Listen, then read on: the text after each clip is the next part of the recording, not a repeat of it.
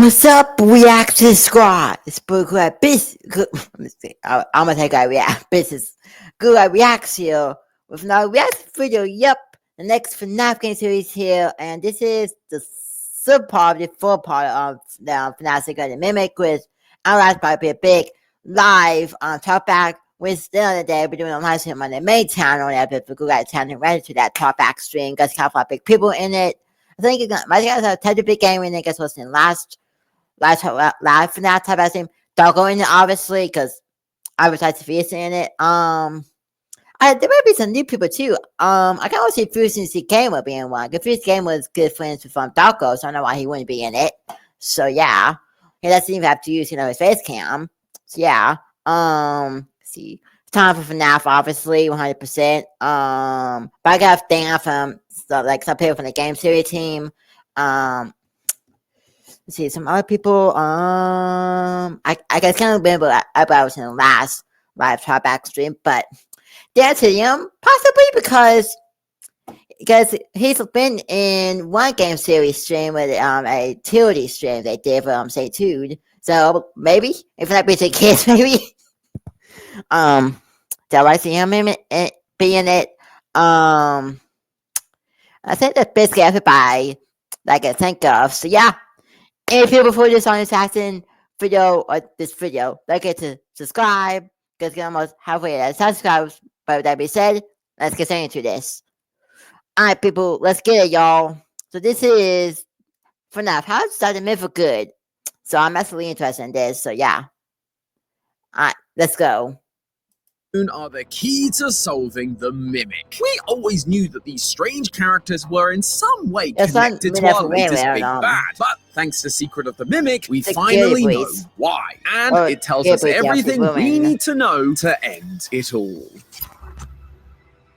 Hello, Internet! Welcome to Game Theory, the show that's looking for lore all day and night. And I've been deep on the lore hunt, friends, thanks to the release of Secret of the Mimic. In the last episode, we focused heavily on the past and present of the Mimic, or Mimics, M1 and M2. M2 being the physical animatronic that we fight in the game, a copy of M1's programming gone wrong, that ends up locked away underneath Murray's costume manor, and eventually the Petaplex all those years later. Thanks to the inclusion of the scoop and costumes from MCM, the spare parts we find lying around the facility, and, the fact he's still doing the whole attack humans thing because of what Edwin did to it. You're not him. You're not. Stop sounding like him. M1, on the other hand, is a program that during the game is primarily appearing as Fiona, Edwin's deceased wife, trying to fix M2 in order that she can get her son, David, back. She convinces Edwin to build something called the Cradle, a large computer that mixes spawns from during ruin. Problem is, as time's gone on, M1 gets removed from the Cradle and is used by Fazbear to create a VR game. I want to. Being taught all about Afton's escapades and therefore beginning to mimic his actions, creating Glitch Trap. Now, M1 is confused, still trying to bring back her family, but who her family is has become a mix of her own family, like the magician and nanny bots representing her and Edwin, with the children of the Afton family that we saw in the original run of games. But what we didn't get to talk about last time was the future of the Mimic and its connection to a character that we have been theorizing about for years: Sun and Moon. When he first showed up in Security Breach, we knew nothing about this guy or what his purpose in the whole story was. By the time Ruin came along, it felt like he had to be connected to the Mimic, with both of them sharing the same individually moving teeth and the fact that he wears a Jester costume, which felt very connected to both the Jester costume we learned about in the books as well as the whole Fall Fest carnival. But now we have Secret of the Mimic, and Sun and Moon are all over this thing. We've got OG versions of the characters, we've got symbolic mini games, we've even got a mysterious lullaby, all of which make one thing extremely clear. We were 100% right about Sun and Moon being connected to the Mimic. Throughout the game, we are being shown that these two, or three, or I suppose four characters are intrinsically connected in so many interesting ways, but most importantly, Sun and Moon is actually the key to not just solving the Mimic, but ending it once and for all. I hope you've knocked over all your stackable toys, friends, because it's finally time to clean up the mess that is Sun and Moon. But before we get started, quick reminder, on August 16th, 16th at 2 p.m. Eastern, I'm going to be hosting our FNAF. That's why I saw. That's when I was. I've got guys. I was like, it's gonna missing because I want to be 100% right. So I did miss it in the intro, like when it was because I was gonna go wrong. But okay, 16. So that's 2 p.m. What is that weekend? I got this on my so tomorrow's August 6th. Tuesdays. Yeah, that's how this happened. Okay, so that's perfect. It's on a Saturday, and I usually have nothing to do on Saturdays. That's good appropriate. Now I'm questioning going live here on this channel, or going live on the main channel, or going live on Ask Me Plays Games channel, because going live on here would make sense to be doing all my game theory reactions on this channel. But it also makes sense if I go live on my Ask Me Plays Games channel, because I did my full reaction to FNAF's Secret of the Mimic on that channel. So I'm gonna do a poll. You know what? Yeah, I'm gonna do a poll. Not tonight. But probably tomorrow. Wednesday sometime. Tomorrow or maybe Thursday. Asking what time you want me to do the live tryback stream on, or what to do the live tryback stream on. This time the main time, Ask Me if a Google Guy, or Ask Me if Plays Games. So yeah, I just do that poll. Not tonight. Not when the field can post this is today. Tuesday, but probably Thursday. I probably put that poll out. So yeah. And I noticed I had to make the next music video as a poll, but don't be until Friday. So yeah.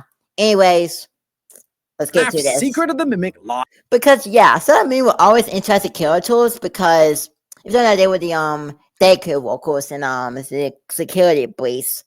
But that's like all they really were like daycare workers, like. And I guess like how Vanessa found him, I guess. Like, I'm like, honestly, why would you want Amazon to take care of your kids? Like, why they just like hire an adult? Like, what? Vanessa, what were you on? Why? Live talk back, and I'm going to be joined by the wonderful John FNAF, That's awesome. host ID's Fantasy, Hyperdroid, and Dorco. We're going to be talking all things no, Secret of the Mimic, that's and fine, even the taking some Brits questions are from you guys. So make sure you're subscribed and know, tune in. Tom is already kind of represent for the Brits. Never mind, I've got 2 Brits people on the stream. Oh no. In to be a part of it. You won't want to miss it. Remember, I that's won't. August 16th, 2 p.m. Eastern. It's gonna be live on the Game Series channel. So yeah, August 16th, y'all. Don't forget that August 16th, 2 p.m. So we'll probably start the stream at like 1:55. Yeah, 1:55. So yeah, we're gonna have a good time. Talk about Secret of the Mimic, and then after live time, that'll be it for FNAF until I guess the movie comes out later this year. So yeah, it's another excited for the movie, by the way. Because the movie looks amazing. It's like a Finest Freddy's movie. Looks so good. So yeah, and like it's the 4th Finest Freddy's movie. I'm like grab business channel in October. So yeah. Sorry, guys, chatted.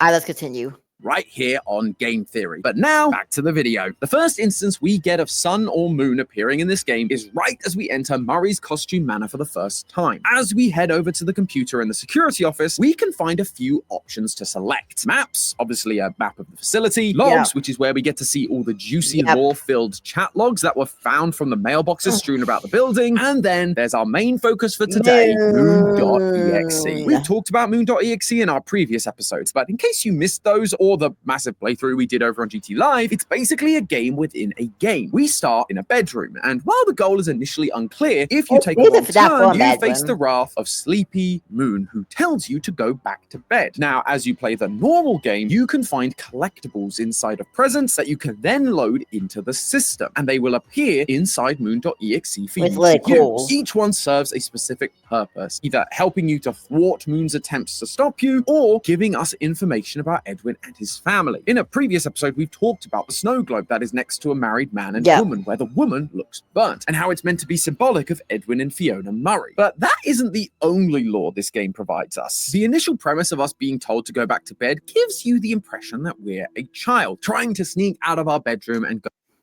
It is a FNAF 4 bedroom. It's a crying child. It is a FNAF 4 bedroom, isn't it? It is a FNAF 4 bedroom. On an adventure. As we go through this adventure, we encounter a baby owl that we can save that then sticks with us throughout the journey, cooing and rubbing up against us like a pet. Like a pet. You don't have to be a VIP to get more than just savings with Geico. This is Every never customer family. gets Like, why would that 24/7 fast-friendly claim support. there wasn't ever like a pet in FNAF 4. I mean, there was that Fairbear Plus, Psychic Friend Fairbear, but I don't know. Cause that's okay. Close thing to think of, like a pet. However, things take a weird turn when we encounter the old woman that lives in a cabin in the woods. This old woman has a head covered in spikes, kinda like you'd expect a sun to be represented. After fulfilling her tasks and fixing her 3 broken masks, she then hands you a final mask, the mask of a baby owl. At the same time, our baby owl friend seems to have gone missing, but the oven is now on, and there's a suspicious smell of chicken in the air. With our new mask equipped, this sun woman takes us to a cave that Moon is guarding, only for Moon to see the baby owl mask and to run away crying. This was the moment that things clicked for me. At first, I figured we were playing as David, with Moon being an obvious analog for his father, Edwin. That's why we got explicit messages like, "Go back to bed, I'm too busy." Right. I was thinking too far back. I was thinking way too far back.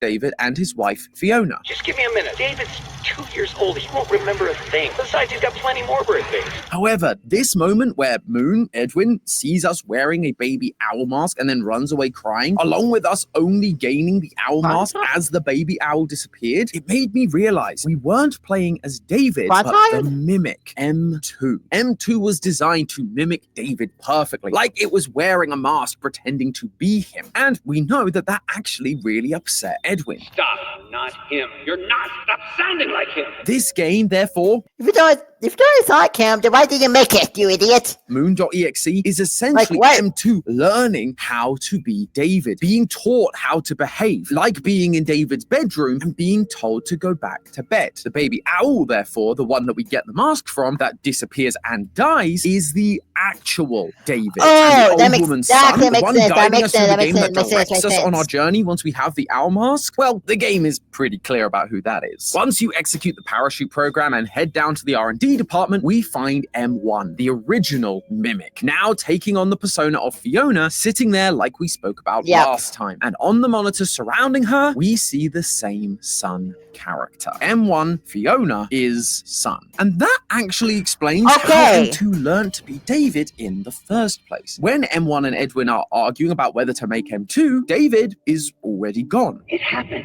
and you have to deal with it. You did it before. So how did M2 learn to copy something that wasn't around to be copied? Well, if you saw our last episode, you'll know that M2 is actually a copy of M1's program, and M1 was around while David was alive. We even see a photo of them sitting on a hill together. So Sun, the one who is controlling and guiding this game for M2, is able to use her memory of David to help inform M2. This does bring up an interesting detail though. M1 gives M2 the owl mask, and suddenly Baby Owl is gone, being cooked on Sun's stove. We also know that M1 was the one that Edwin asked to go down and get David from his playground. Fiona, go get him. I left him out at the playground. This would seem to imply that David's death may not have been an accident after all. That M1 actually killed David in order that she could have a real family, a robot family, just like her. We spoke last time about... I mean, I would say that's a joke, but okay. Dang. How she's getting confused between different iterations of Fiona, one from the books and one from the games, thanks to this note we found in the basement of MCM. It's possible that she figured out she wasn't the real Fiona, and so wanted her own family, rather than just an inherited one where she didn't really belong. But I'm aware this part's a little bit more speculative. It just occurred to me while I was writing this. Anyway, the point is that Moon.exe is showing us that Moon equals Edwin and Sun equals Fiona. Well, M1's version of Fiona. This finally explains why we see our modern Sun and Moon presented the way they are. By the time we get to Security Breach Glitch Trap, or M1 has control of the Pizzaplex. She is in control of the animatronics, which is why they turn on us in the first place. But when she gets control of Sun and Moon, we see that Sun is the caretaker. The number one college essential nobody ever talks about is a Brita pitcher. Brita makes water taste crisp and refreshing. Because Sun is M1, right? Son of Fiona. I never thought about it like that. Okay. This is okay. The last video was really dumb on the free King Kong, like alligator. That was dumb. But we're back to actually a good series for game series. Finally, only took a week. Jeez.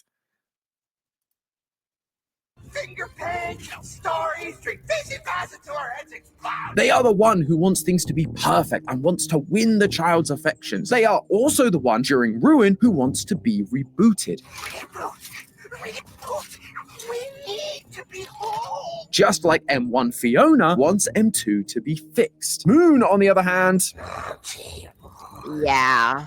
It's past your bedtime. they want the child to Go back to bed. Go back to bed. Go back to bed. Whoa. Because remember, in Second Mimic, he was saying to go back to bed. He was telling David to go back to bed. Ooh. just go to sleep and are far more aggressive, reflecting how M1 sees Edwin. She believes him to be aggressive, both because of Moon.exe and, well, you know. Stop sounding like him. However, there is one more mention of Sun and Moon that's inside Moon.exe that I want to mention, because on the surface, it is slightly confusing. What's not confusing, though, is having gourmet quality meals prepared by award-winning chefs delivered straight to your door thanks to today's sponsor. Never too silly. Come on. Inside Moon.exe. Once we get inside the cave that Moon was guarding, we encounter a broken statue. We go through the various tunnels and one by one find pieces of the statue, putting it back together to create a moon-like figure. Suddenly, we're told that we have been reborn. You rebuilt yourself, but now you are split in two. Moon and Sun, destruction and life. So, does this throw a hole in my argument here? Sun and Moon are now being used to describe M2, not Edwin and M1. And at first, that was my concern. But as I've thought about it more, I've realized it's not about the metaphor or symbolism changing. They're actually feeding into one another. The rebuilding of the statue is reminiscent of M2 rebuilding itself after Edwin destroyed it. You know, speaking of legs, what do you think? I just finished mine. But then, why a moon statue? Something that specifically references Edwin. Well, because it's not the same moon. Edwin is represented by Sleepy Moon, a full moon character, but this moon is a crescent moon. This is a new character, one that is similar to Sleepy Moon, even inspired by, you could say, but it's entirely its own thing. And when we're finished, we are told that it has been reborn. M2 putting itself back together wasn't just fixing itself, it was reborn. Now with a new input. Violence. Edwin's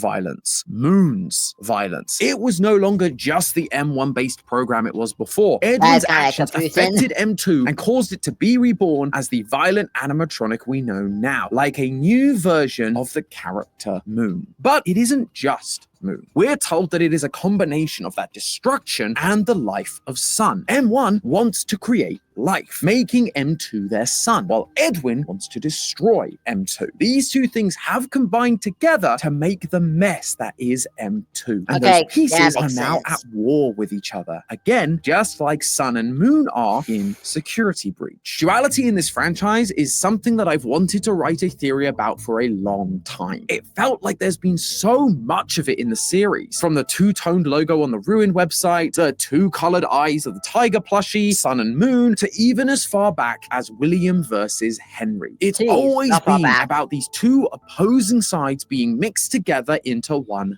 thing, something that usually ends in a mess or tragedy. At the time, I just didn't really know where it was going in order to write the theory on it. But now I understand. This is what it was trying to tell us. Visual clues to tell us the story of Edwin and M1 Fiona without actually spelling it out. It's also why Sun and Moon's moving teeth are the same same as the mimics. They may not literally be the same. Sun and Moon may not actually be a mimic, but it's visual storytelling, giving us a physical clue to their connection. We were just missing the key detail of Edwin and M1 even existing in this continuity to be able to tie it all together. Although I'm sure the lore reason for the teeth thing is once again just the mimic rebuilding itself with spare parts. We'll see. But Sun and Moon isn't done teaching us about the mimic just yet, because in Ruin, we get to see that these opposing sides can turn from a mess into something new. We see Sun struggling to keep control while Moon is acting dangerous, again, like we've been seeing with M2, the original program unable to keep control, with the violence taking over and attacking people. But after Cassie is able to plug in the data diver, Fazwrench, they reboot and Eclipse is born. They are calm, fun, friendly, protective, exactly as they were supposed to be. We fixed them. But did you notice the key detail? Eclipse isn't Sun now fully in control, nor is Moon completely gone. It's both halves mixed together in order to create something new. Sure, Sun was trying to help us and was the good side of both of them, but we're being shown that you actually need both sides in perfect balance in order to make things work. And this idea is reflected in Secret of the Mimic 2. When down in the basement, we encounter Sleepy Moon in the flesh, or cloth, or whatever it is he's made out of. And one of the telltale signs he's close by is you can hear him singing. He's near. He's near. It can be hard to make out the exact lyrics he's singing while you're trying desperately not to lose all your progress, but the melody should definitely ring a bell. It's actually the most popular lullaby of all time, simply called Vagenlie, or Lullaby in English. You may have also heard it known as Brahms' Lullaby, named after its composer, Johannes Brahms. And it goes a little something like this. Lullaby and good night, with roses bed-eyed, with lilies overspread, his babies we bed. Lay thee down now and rest, may thy slumber be blessed. Lay thee down now and rest, may thy slumber be blessed. Thank you, thank you. Now, you could say that the use of this song was just they needed a lullaby from Sleepy Moon to sing, so they picked the most obvious one. But where has that ever been the game theory way? You see, this song wasn't written to be sung on its own. It was designed as a mother and father duet. While the mother would sing the lullaby, alongside it, the father would sing an old German folk song called Sis Andischt, which is a song that the original mother actually used to sing to Brahms when they were together. This would then work as a counter melody underneath the primary melody of the lullaby. Counter melodies are super interesting because rather than a harmony which works in lockstep with the melody, the counter melody is literally a second different melody that plays at the same time. If you try this with just any two songs, you're going to have a lot of clashes and mess, and it's just not going to work. But when done right, these two parts that don't feel like they should go together suddenly begin to almost dance. They bounce off one another, creating something totally new. It's not working together It's like, because I recently uploaded a new wave detailing mix on my Mr. Productions channel. That's been Mr. Productions of, Hear the World by Michael Jackson mixed with Old Song. And those two songs, after because I watched the video, and those two songs like works perfectly. So I think that's what Tom's talking about. I think, I don't know, it's getting confused. I'm not really following along with it because I haven't taken music class yet. So I don't understand. I was thinking about music, so yeah. Plus, I'm kind of a little bit tired, so I'm not that I understand all of this. So yeah, harmony, but they do work together, despite appearing diametrically opposed. But right now, with Mimic as is, it clearly is a mess. These two forces are working against each other, not as a counter melody, but as clashing melodies. So if Eclipse and the lullaby are showing us we need to bring these pieces into alignment, how do we do that? Well, I think the answer lies in the secret ending of Secret of the Mimic. In order to get M2 to calm down enough that we can insert new programming into it, But we it's have never to seen this play a before. bedtime story for it. The bedtime story itself changes each time, but what doesn't change is the people telling the story. The pre-recorded tapes that we find throughout the Murray household to get here include Edwin's voice and Fiona's voice, both of them working together to tell a story, telling M2 that violence doesn't solve anything in order to bring balance to M2. The lullaby also hints at this because it actually has one more name that I neglected to mention. It's sometimes known as the Cradle Song or Cradle Lullaby, just like Cradle.exe, which we spoke about last time, is Mexes, a program designed to soothe M2, keep it under control, but required M1 and Edwin to work together to implement. M1 wants to restore M2. Edwin wants to destroy all versions of the Mimic. These two things shouldn't work together. They feel like conflicting views. But when these characters come into alignment with one another, the song begins to form. M1 cannot restore M2 on her own. Sure, she may have the glitched code, but Edwin's voice was crucial for the plan working. We need to bring M1 and Edwin back together in order to truly stop whatever M2 has become, and to put both M1 and M2 to rest finally. But you may have noticed a problem with that solution. As far as we can tell, Edwin is dead. Due to a minor detonation, there is damage to my office interior, as well as a small fire. Response, please. Huh. All right. Well, if Edwin's dead, then that can't be it. With the problem with the series, man, I think it's got. Oh, still, why did you have to do that? M2 blew up part of the house and refused to help Edwin while it burnt and collapsed around him. But remember what franchise we're talking about here, friends. Just because someone is dead doesn't mean they're truly gone. In fact, Moon basically tells us as such with the lullabies he's singing. Oh yeah, this thing still has a lot to give in terms of lore significance, and it's to do with the more meta side of it. Why it was written and who it was written for. Brahms wrote this lullaby for his close friend Bertha Faber. Brahms and Faber used to date many years before, which is when she used to sing Sis Arndish to him, a song about a shepherd and his lover. When they reconnected years later, she was married to someone else, had a child with another on the way. Brahms wrote this lullaby for the birth of that second child, but it wasn't a completely selfless, sweet act. He wrote it so that when she and her husband sang it together to their baby, he would also be there. It was a way of making sure he was connected to her always, even when he wasn't physically around. If Moon is supposed to represent Edwin, and he's the one singing this song, it makes me think that we're being told that while he may be physically gone, he's not completely gone. He's just somewhere hidden, somewhere we wouldn't expect. And that somewhere, I believe, is Princess Quest, because I think that Edwin is the king, otherwise known as Old Man Consequences. No, what the what the No. Scott, you said for that forward is not canon. What Scott Costello said from that forward is not canon. I think, but in the video, dang it! I said if he says in the freaking cliffhanger of saying that, I could be pissed. I could be mad. Do it in the field Dale. And there's like 4 minutes left. Oh, he's getting the field here. He's getting the field here. It's getting the field here. It's gonna be. I gotta wait till freaking Saturday. Oh no. Okay, so go back like a few seconds because I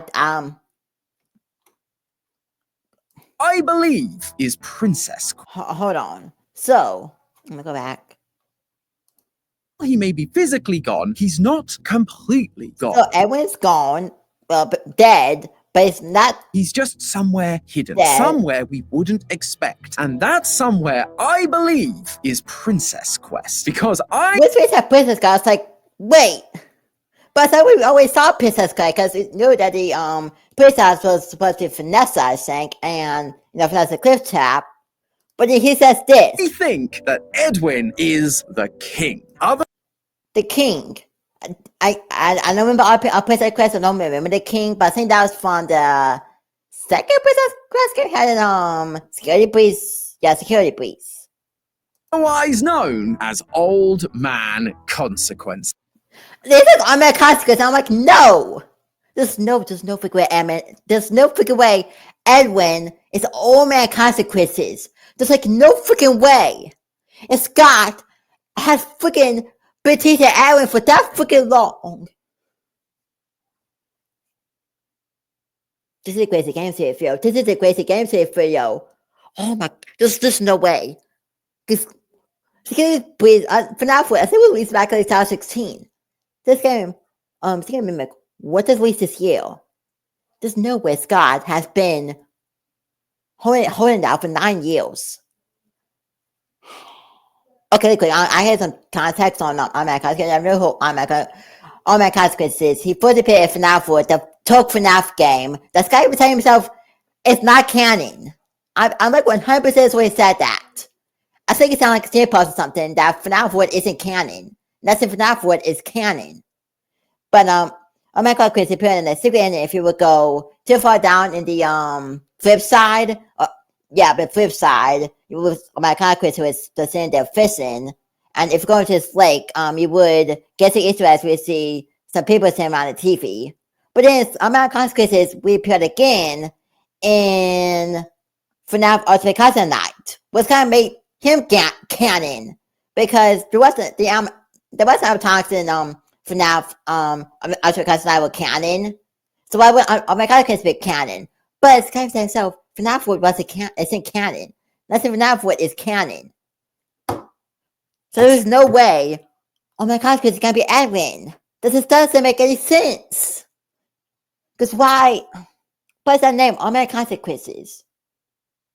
Oh man, sure, but consequences of what? Oh, my consequences going too far deeper to the flip side, but why would Edwin change the name to All Man Consequences? That just doesn't make any sense. Where the frick is this supposed to where is this supposed to go? Okay, before you start writing in the comments about how I followed in Matt's footsteps and I've lost my mind to this. Yeah, exactly. Matt Pat, I saw you in retirement. What are you doing, boy? That's Matt Pat's idea. Matt Pat's something in retirement. Like with Tom ideas. Franchise, hear me out. I'm not the only person to have had this idea. This idea was actually brought up during our recent live theory crafting session by fellow FNAF theorist Gibby's Horror Homestead. Oh, I see that Gibby Horror Homestead. Edwin as Old Man Consequence. Hello, Gibby. Great for you to join us. This thought actually occurred to me today. And not only had the thought occurred to me earlier that day, since then, I've not been able to get it out of my head. It just makes so much sense No, to it me. doesn't. I mean, Edwin is the ultimate man of consequence. His creation of crazy gadgets landed him in bed with Fazbear, who then took everything from him. His rushed inventions meant things could go wrong easily, so Fiona went to Full Fest to make sure that didn't happen, and she died. He didn't pay enough attention to his son, and so David ended up dead. He created an incredibly powerful AI and then beat it up, and so in return, it killed him. Everything Edwin did came back to bite him on the butt. Consequence, thy name is Edwin. Plus, in the Tales from the Peterplex story, The Storyteller, Edwin does come back 40 years later and tries to stop the Mimic. And Old Man Consequences in Security Breach is all about equipping the princess to defeat the Glitch Trap virus, aka the M1 program that's been corrupted by Afton's influence and is now running the Peterplex. We also know that Game Edwin wants to stop the Mimic. Both Mimics. You! I let a machine raise my kid.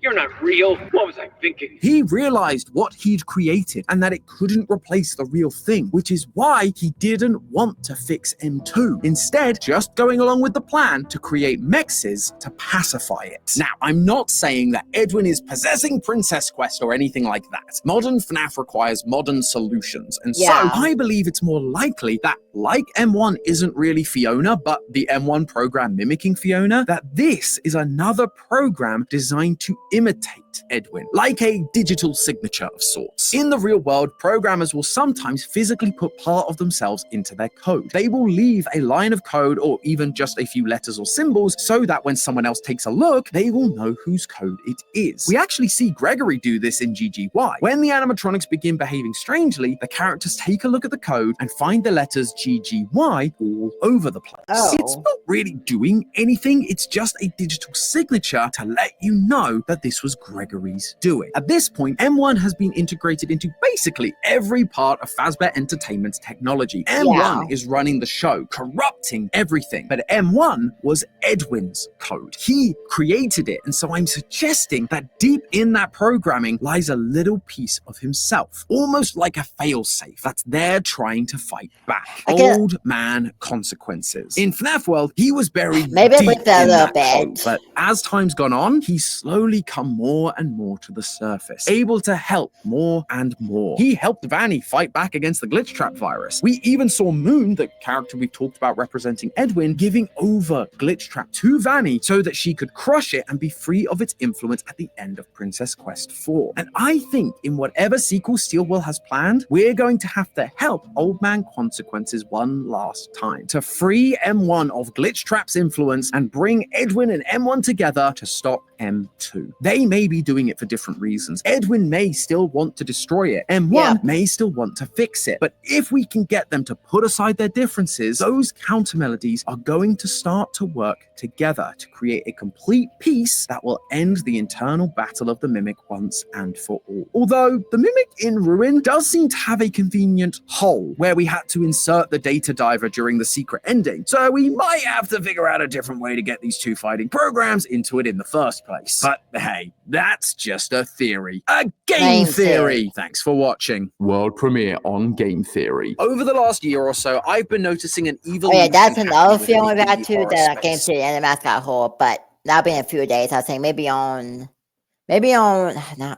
next Tuesday, maybe. Not that. Yeah, maybe next Tuesday. I think. I don't know because I think next 2 days will be the next FNAF. Oh no, wait, the next FNAF series. I think is it gonna be until the day the day that the live stream is on, because I think it's only one more live stream. So yeah, that means the next game series I could be on. I know that's when again. So maybe can't go on. I don't know. But man, I just about that crazy twist of saying Eminem is Eminem consequences. I guess that makes sense saying that because Eminem getting I'm more karma than consequences. But is that karma now for consequences? Are they like synonyms? I think they are. But awesome series, and this is my longest case we actually in a while. Like for real. What's it? Yeah, the same way about this 40 minutes before. That's it. 40 minutes. I'm getting this out here. Still gonna create a Cool Guy Reacts account. Hopefully, I'll have that Cool Guy Reacts channel created before the end of this month or early next month. So yeah. But before you head out, don't forget to subscribe. Get my subscribers, and make sure people tomorrow I'll be back with my single season, my next two my single season 13 reactions. Yeah, to 2 more episodes. Then Thursday y'all gonna get another my single UK reaction, I think. Then Friday I'll post some HB reactions. But again, Thursday I'm gonna be posting that poll on the main channel on where y'all want to stream my reaction to the FNAF 5 Tieback stream. This channel or my Ask Me Best Games channels. Yeah. Anyway, so that's it. My thoughts, and have a good rest of your day. This one's in the same series, like for real. Like something like twists in the series that I didn't expect. But this thing ended. Rest of your day, and I'll see y'all tomorrow. This is